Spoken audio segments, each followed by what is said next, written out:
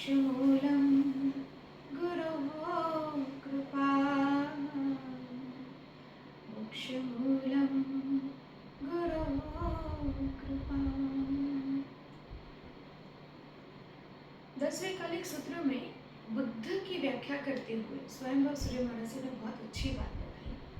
बहुगार सवा बुद्ध। अब बुद्ध कौन है ये कहने की बजाय बुद्ध कैसा होता है, बुद्ध को पहचाने कैसे, वो किस तरह के काम करता है, उन्होंने बहुत छोटे से उदाहरण में इस बात को कह दिया। महुगार समाबुद्ध, मधुकर का अर्थ होता है मधुकर, मधुकर जो हनी को बनाता है, हनी बी। हम उसे भंवरा भी कहते हैं, हम मधुमक्खी भी कह सकते हैं उसे। अब यहाँ पे उन्होंने कहा मधुकर के समान साधु होता है, बुद्ध होता है। तो हकीकत में वो कहना क्या चाह रहे थे? परंपराओं ने जो अर्थ किया है वो बहुत ही बचकाना है। मैं बचकाना शब्द इसलिए उपयोग कर रही हूँ क्योंकि उन्होंने फक्त ये मतलब सिर्फ इतना कह दिया कि हर घर से थोड़ी थोड़ी थोड़ी खाना लेना तो वो बुद्ध हो गया। मधुकर की तरह हर फूल में से थोड़ा थोड़ा रस चूसो और अपना पेट भर लो। कितनी सेल्फिश व्याख्या है। और कोई जो व्यक्ति स्वार्थी हो वो बुद्ध कैसे हो सकता है? और व्याख्याकर्ता ने भी सिर्फ खाने से इसको जोड़ दिया।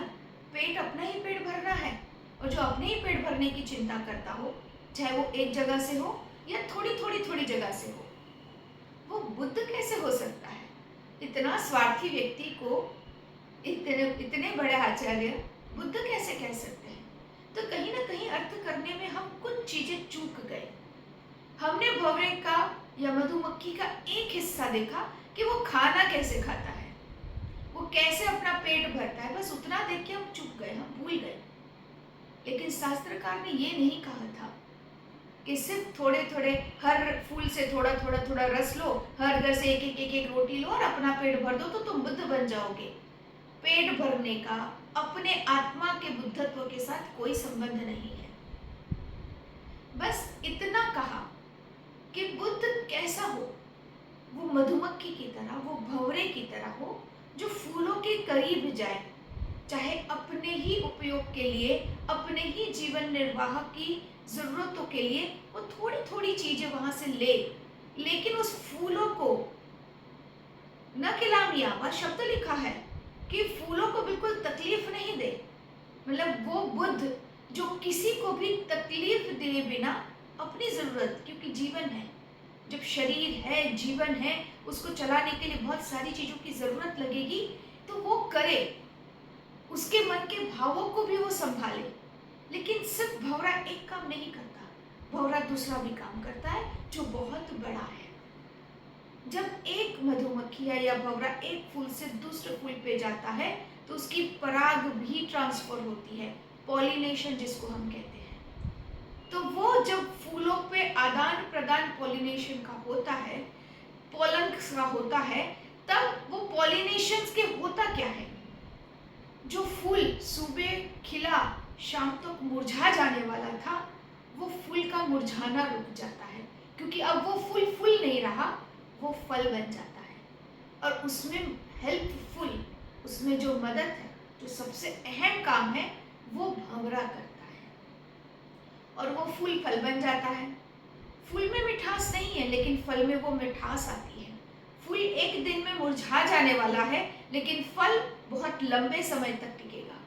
दूसरा, वो फूल दूसरे पेड़ को पैदा करने की ताकत नहीं रखता, लेकिन वो भंवरा उसमें वो ताकत देने के लिए प्रोसीजर में सबसे अहम भूमिका निभाता है कि वो फल बन के अपने अंदर बीज पैदा करता है, जो बीज में पूरे वृक्ष समाया हुआ है।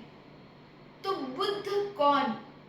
जो भी उसके नजदीक आए या उसके नजदीक, जिसके नजदीक वो जाए, वो उस फूल को फल बनाए, उसके अंदर वो क्षमता पैदा करे कि वो बीज रूप पूरे वृक्ष को पैदा करने की क्षमता रखे। सिर्फ अपना ही पेट भर देना, ये तो स्वार्थी बात है, स्वार्थिक बात है। लेकिन दूसरों के भी, जो भी मेरे करीब आए, उसमें वो थोड़ा सा अंश मेरा हो, मेरा ऐसा प्रयत्न हो कि वो आगे बढ़े, वो फूल से फल बन जाए, वो जो है वहां से ऊपर उठ जाए, क्योंकि फूल की क्षमता फल बनने की है। केवल भंवरा आके उस क्षमता को आगे बढ़ाता है। बुद्ध वही जो हर व्यक्ति के अंदर की जो अल्टीमेट क्षमता है, उस क्षमता को आगे बढ़ाने की हिम्मत दे, उसमें अहम भूमिका निभाए, अपना जीवन निर्वाह तो करते हुए वो दूसरों के जीवन पे इतना बड़ा उपकार करे कि वो भी बुद्ध बने, वो भी एक पेड़ पैदा करने के ताकत क्षमता अपने अंदर पैदा करे, वो अनेकों फूल खिला सके, उतनी क्षमता उनमें पैदा करे, वही सही बुद्ध है। तो जब महुगार समा बुद्धा कह दिया, तो बुद्ध कौन? जो भंवरे की तरह, जो उस मधुमक्खी की तरह हो, जो हर फूलों के पास जाए। फूल मधुमक्खी के पास नहीं जाते। दूसरा भी एक चीज यहाँ पे है, देख लेने की है।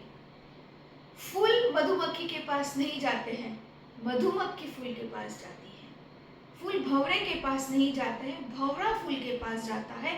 इसी तरह बुद्ध व्यक्ति के पास जाता है, बुद्ध उन व्यक्तियों के पास जाता है, बुद्ध उन आत्माओं के पास जाता है जिनमें बीज पैदा करने की क्षमता है, जिनमें फल बनने की क्षमता है। तो बुद्ध की सबसे अहम भूमिका है कि ये समाज का निर्माण करे। महुगार समा बुद्धा का अर्थ है बुद्ध वो जो ऐसे सक्षम समाज का निर्माण करे, बुद्ध वो जो इन फलों के समूह को पैदा करे और उसके लिए वो स्वयं प्रयत्न करे। सिर्फ अपना ही पेट भर देना है, ऐसे स्वार्थी वृत्ति वाले व्यक्ति को हम तो शायद गृहस्थ भी ना कहें, या शायद श्रावक कैटेगरी में भी ना आए, हम उसे शायद इंसान भी ना कहें, क्योंकि मानवीय गुण भी सिर्फ अपना ही पेट भर देने की बात नहीं करते हैं। तो मैं बहुत विनम्रता के पूर्वक इन सूत्र के अर्थ का जो बहुत अहम हिस्सा, जिसके कारण बुद्धत्व हम अपने अंदर ला सकते हैं, हम बुद्धत्व लाने के लिए प्रयत्न करें कि हम भंवरे की तरह बने। हम हर उन व्यक्ति के पास जाए जिनमें थोड़ी बहुत भी क्षमता है, उस क्षमता को बढ़ाए, उनकी शक्ति को बढ़ाए, उनके सामर्थ्य को बढ़ाए और एक सामर्थ्यवान, शक्तिपूर्ण, प्रेमपूर्ण समाज का निर्माण करें। तभी सही मायने में महुगार समा बुद्धा, ये सूत्र का अर्थ सार्थक होगा। और इस सूत्र को हमें और फिर से अच्छे से समझने की जरूरत है। अगर हमें बुद्ध होना है तो मधुकर की तरह होना है, सिर्फ अपना ही पेट नहीं भरना है, हमें बुद्धत्व दूसरों में खिलाना है। बस इतनी ही बात आज के लिए रखेंगे, फिर दूसरे समय कुछ नए सूत्र के साथ फिर आपके सामने उपस्थित होंगे।